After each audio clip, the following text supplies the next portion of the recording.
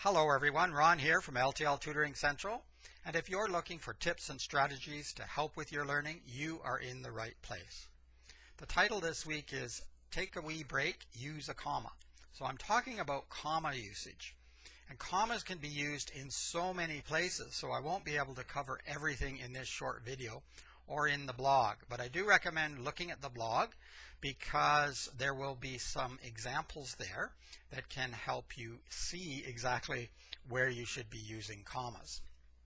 I'll also put a link below for my course on punctuation use. It will cover all different kinds of punctuation, and it will go into a lot more depth on how to use and when to use a comma, because commas are very useful. I would say the second most used punctuation in the English language after the period, and it's probably the most misused as well. So there are lots of ways to use a comma, but there are times when you shouldn't use a comma. I'm going to talk about some of the most common uses, but also where people often make mistakes. So one of the biggies for me when I'm reading papers, essays, book reports, speeches, all kinds of writing from students is the comma when you're joining two complete sentences or more with a coordinating conjunction. You do need a comma if you're joining two independent clauses. That means two complete sentences with a coordinating conjunction. And there are only 7 coordinating conjunctions, so they're not too difficult to learn. And you can use the memory device fanboys to remember. Each letter stands for a coordinating conjunction. So fanboys is for, and, nor, but, or, yet, and so. I didn't learn it that way. I've just recently found this little memory device that helps people. I remembered it in another way. So when you're using one of those words from fanboys, one of those coordinating conjunctions is their proper term, to join two complete sentences, put a comma before it. Now, be careful, because if you are joining a dependent clause, you would not use a comma. And to see an example, check out the blog. So that's one area a lot of people make mistakes. They don't know whether to use a comma before or not. Sometimes they put a comma after and before. You shouldn't do that. There are times when you do that with other kinds of words like transitional expressions such as however and therefore. There are a lot of those kinds of expressions, far more than 7. And you would use a comma before and after, however, if you don't have a complete sentence following. But otherwise you need a semicolon and a comma, and that's a different ball of wax.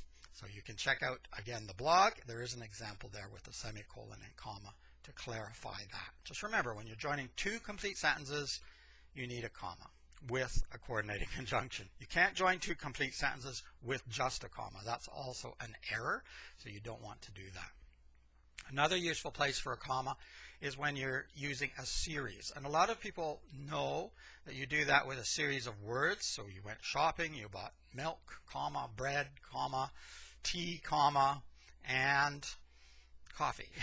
Just making it up. Some people suggest not using the comma before and. I say use a comma. Most Canadian guidebooks say use a comma before the and.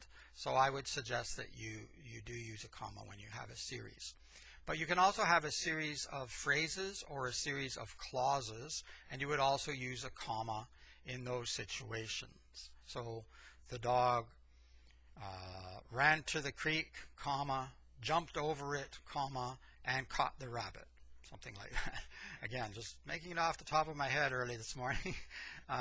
So you would use commas whenever you have a series. There are some instances where in which you have internal punctuation. In other words, you need commas for other purposes, and then you might have to separate your series with semicolons and commas. I will talk about that in a later video when I'm discussing using the semicolon. So that is another good use, a series. Another place you would use a comma is when you're addressing someone in your writing. What do I mean by that? When you're talking to someone. So if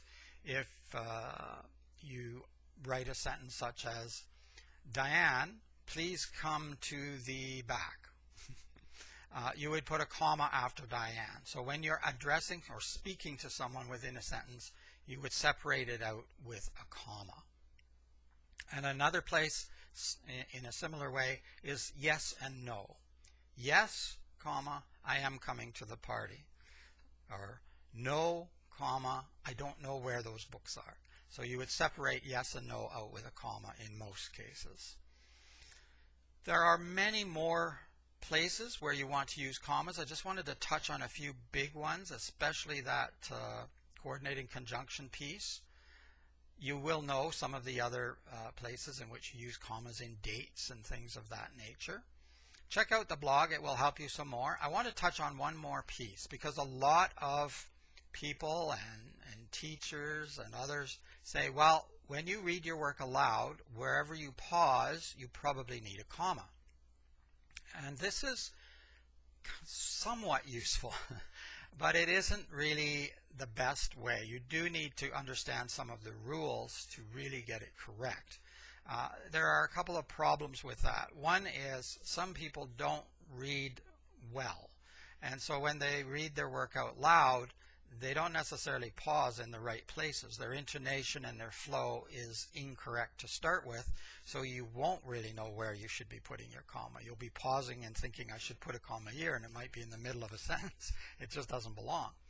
Another is if English is not your first language, you won't necessarily read English with the correct intonation and flow again, so your pausing could be in the wrong places, and that doesn't indicate a comma following the rules.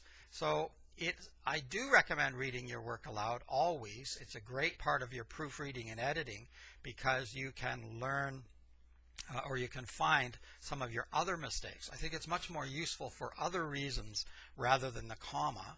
However, if you are a good reader and you do tend to pause in the right places, it can be helpful, but you still need to know the rules because sometimes you might need a semicolon or a dash or even just separate sentences. There are other ways of creating that pause that you might need, whether it's a wee break or whether it's a larger break. There's other methods of punctuating. And punctuation is very, very important. So don't think that it's an unimportant piece of writing. Without the correct punctuation, you can make your writing very difficult to read. It can be funny when it shouldn't be funny because you put a punctuation in the wrong place. There's an example of that in the blog as well. You don't want to make those kinds of errors, both because you don't want to lose grades if you're in school, or you want the reader to fully understand what you're saying, and punctuation, like street signs, can help the reader know how to read your work. So it's a very important piece that you should always catch in your proofreading and editing. Okay, I don't want to go on and on about it. I will put a link below for the punctuation course you can do on Udemy. You do it on your own. You can always ask me questions, but you do most of it on your own, and it'll be very useful and helpful, and you can check back anytime because you have it forever. You can always check back with the videos there, and there's some quizzes there too that will help you understand the material.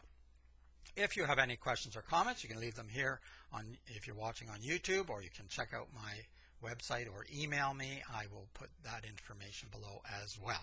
In the meantime, have a wonderful week. Keep learning and keep having fun. It's Ron from LTL Tutoring Central. Bye-bye for now.